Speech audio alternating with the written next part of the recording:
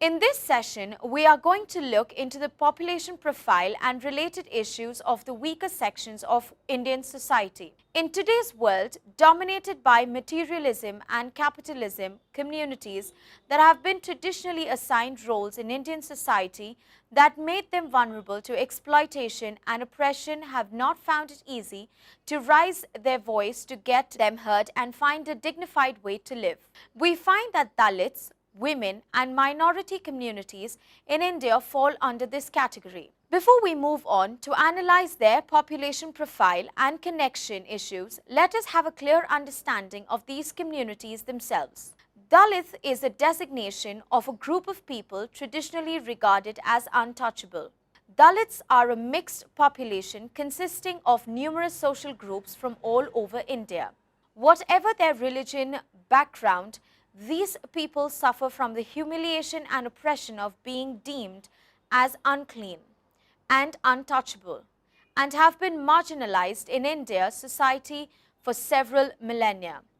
The role of women in India has decided by tradition as being that of a homemaker who obeys the dictates of a patriarchal setup.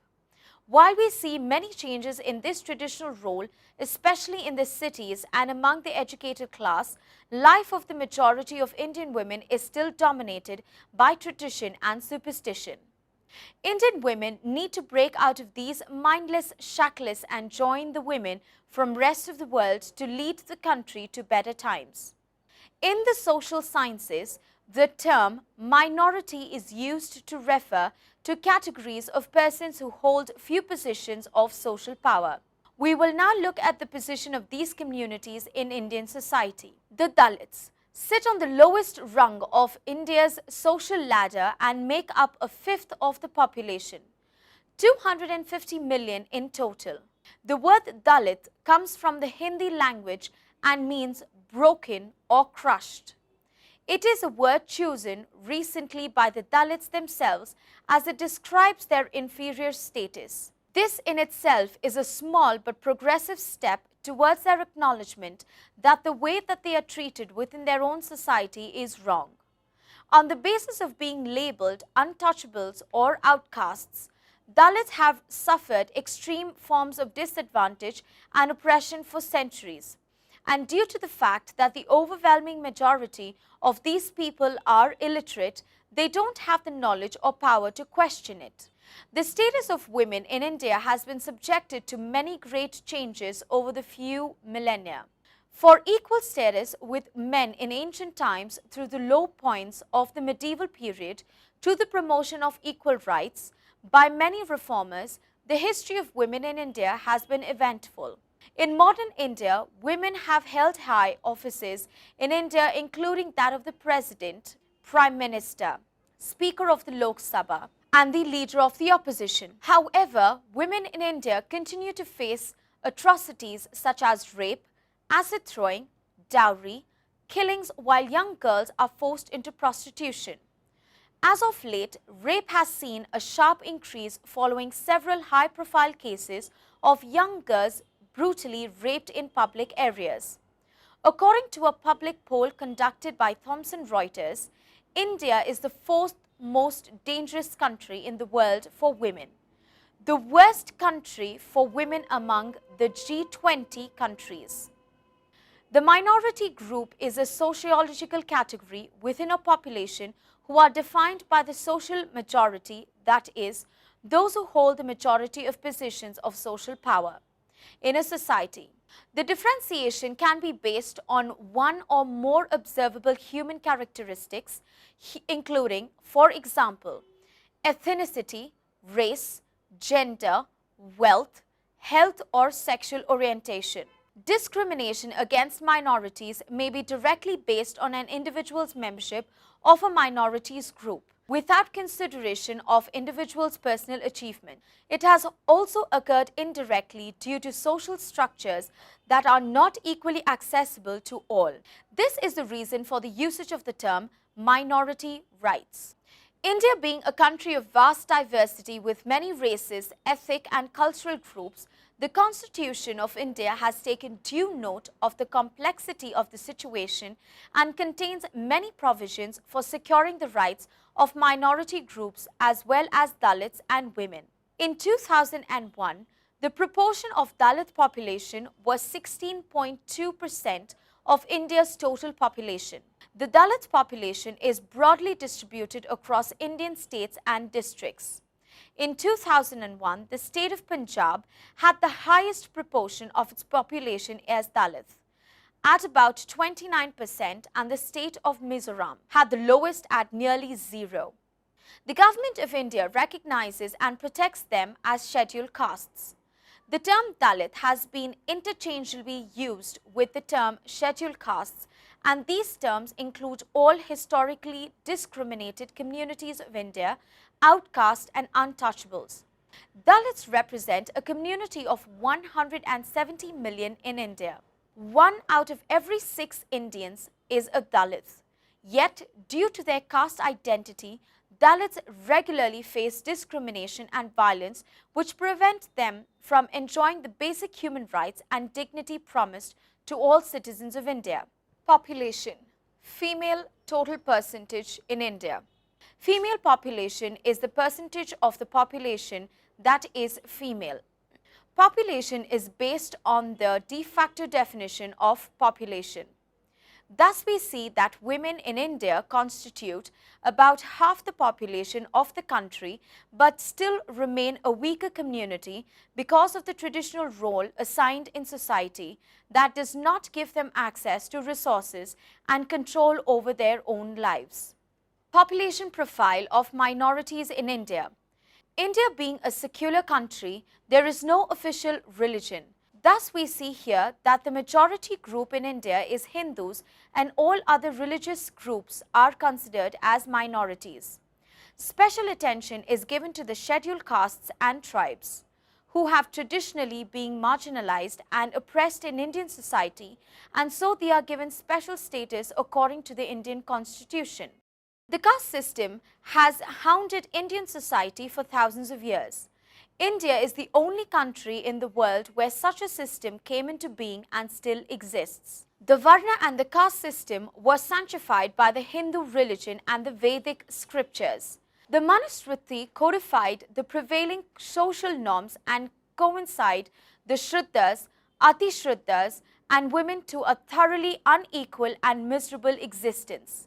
The distinctiveness of the caste system was that it was hereditary and compulsory. The worst affected by the caste system and its social oppression have been the Dalits or Ati-Shraddhas or scheduled castes. The stories of Shambhuka in the Ramayana and of Ekalavya in the Mahabharata are classic testimonies of the non-egalitarian nature of Hindu society in ancient India. Along with the curse of untouchability, the Dalits had no right to have any property. They had to eat the foulest food, including leftovers thrown away by the higher Varnas. They were not allowed to draw water from the common well. They were prohibited from entering temples. They were barred from the right of education and knowledge. They had to perform menial jobs for the higher castes. They were not allowed to use the common burial ground. They were not allowed to live in the main village inhabited by the upper Varnas. And they were deprived of ownership rights, land and property, leading to the lack of access to all sorts of economic mobility. Thus, Dalits were subjected to both social exclusion and economic discrimination over the centuries. The practice of untouchability and discrimination against Dalits, Adivasis, unorganized labor, migrant labor, bonded labor or child labor, etc., manual scavenging, Dalit, Adivasi women's rights, protecting the rights of couples in intercaste and intergotra marriages, Dalit and Adivasi land rights, affirmative actions, protective discrimination, special development schemes, policies related to Dalit, Adivasi populations. Gender discrimination continues to be an enormous problem within Indian society. Traditional patriarchal norms have regulated women to secondary states within the household and workplace. This drastically affects women's health, financial status, education, and political involvement. Women are commonly married young, quickly become mothers, and are then burdened by the stringent domestic and financial responsibilities. They are frequently malnourished since women typically are the last member of a household to eat and the last to receive medical attention. Additionally, only 54% of Indian women are literate as compared to 76% of men. Women receive little schooling and suffer from unfair and biased inheritance and divorce laws. These laws prevent women from accumulating substantial financial assets, making it difficult for women to establish their own security and autonomy. In the 21st century, India is fast merging as a global power, but for half of its population, the women across the country struggle to live life with dignity continues. Women are facing problems in every sphere of life, whether employment, access to healthcare, or property rights. Women empowerment in India is still a distant dream. There still exists a wide gap between the goals enunciated in the Constitution, legislation, policies, plans, programs, and related mechanisms on one hand, and the situational reality of the status of women in India on the other. India is fast developing, but women in India continues to be discriminated. The declining sex ratio in India portrays the discrimination shown towards women at the stage of birth. Women may have achieved stardom in any stream, but are continuously harassed every day by their surroundings. They are victims of crime directed specifically at them: rape, kidnapping, and abduction, dowry-related crimes, molestation, sexual harassment, eve-teasing, etc. Around 40% of married women in India are victims of domestic violence.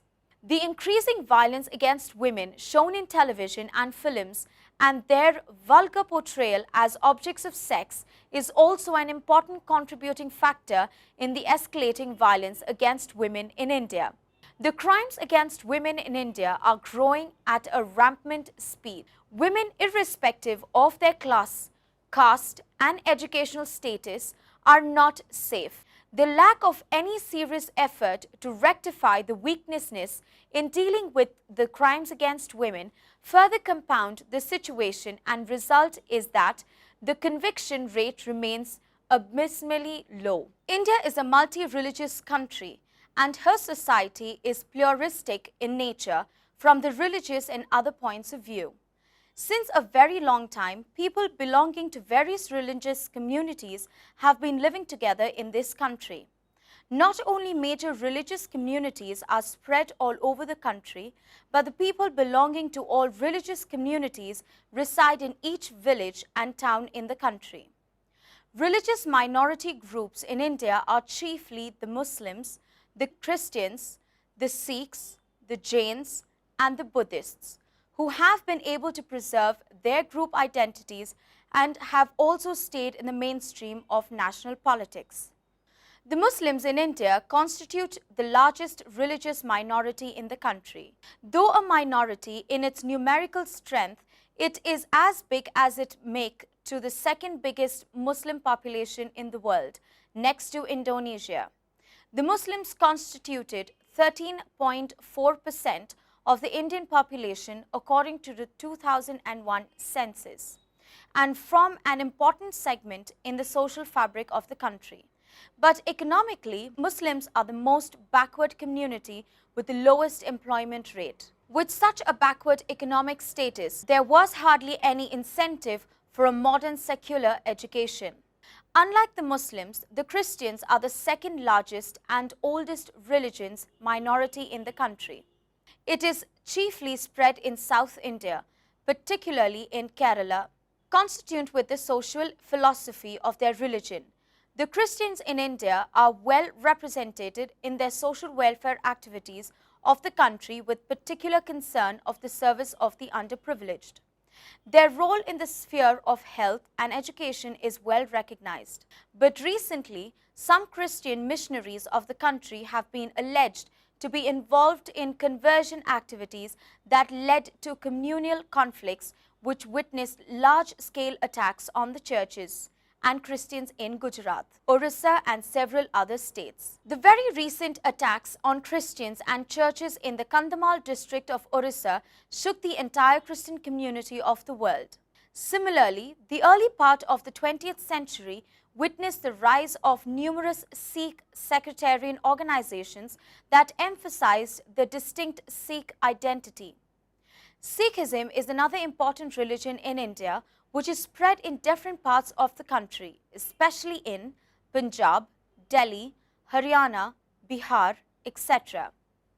Claiming Punjab as their motherland, the Sikhs have developed a very strong sub-national identity, carrying with them the vital elements of the Punjabi culture. The Sikhs are excellent cultivators in rural areas. They have played a very significant role in the green revolution of the country. In urban areas, most of them earn their livelihood in the trade and commerce sectors. They have always maintained a large share in the defense forces of the country. Like the Muslims, Sikhs and Christians, other religious minorities of the countries, such as the Jains and the Buddhists, have also stayed in the mainstream of Indian politics. The minority communities have to face several problems in India.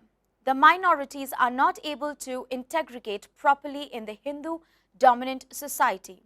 There is apprehension among some sections that are enlarging its base. The Christian community is involved in converting the low-caste Hindus or tribes to its own community or religion, resulting in the killing and intense conflict between the majority Hindus and the Christian minority. This has created too much insecurity and fear among the Christian minority in India. The minorities claim that unlike their Hindu counterpart, they are relatively deprived in areas like employment, politics and social functionality. According to them, they are poorly represented in civil services as well in medical and engineering colleges. The serious communal rights, especially after 1960s, have instilled a sense of insecurity among the Muslims and tend to push them into their narrow communal shell. The anti-Muslim violence in Gujarat during February-May 2002, supposedly in retaliation to the Godhra incident, has shaken not only the Indian Muslims but all the concerned Indian citizens. During the caste conflicts, communal violence, etc., the minority groups seek police protection.